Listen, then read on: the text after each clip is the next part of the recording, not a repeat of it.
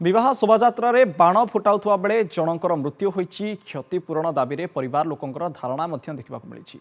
गत बुधवार दिन कणिहा ब्लॉक गेंगुटिया ग्राम को एक विवाह शोभायात्रा तालचेर सन्थपड़ा ग्रामर बाण मालिक दीना दास से ग्रामर उग्रसेन बेहेरा को बाण फुटाइबाकू नहीं सेठारे तोप बाण फुटाउथुवा समय बाणर निआं आसी उग्रसेन धरिथिबा बाण ब्याग्रे पड़िथिला।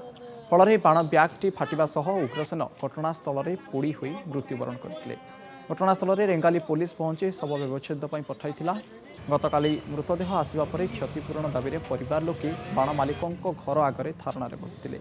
बाण मालिक दीना दास दीर्घ वर्ष हेब बेआईन बाण तैयारी करी बिक्री करुवार अभियोग आनिचंती मृतकों परिवार लोके। आमर किसी छुआ तीन टा बचे कि आम चाहूँ छुआ तीन टा बचे कि व्यवस्था करा जाए। केते वर्ष होला ठीक रे जानने जानबारे केते वर्ष होला करूची केते वर्ष सीए हाजिरी काम करे ठेसे ठे ताको डाकी जे कहला आसे जीवा टिके से जाइए।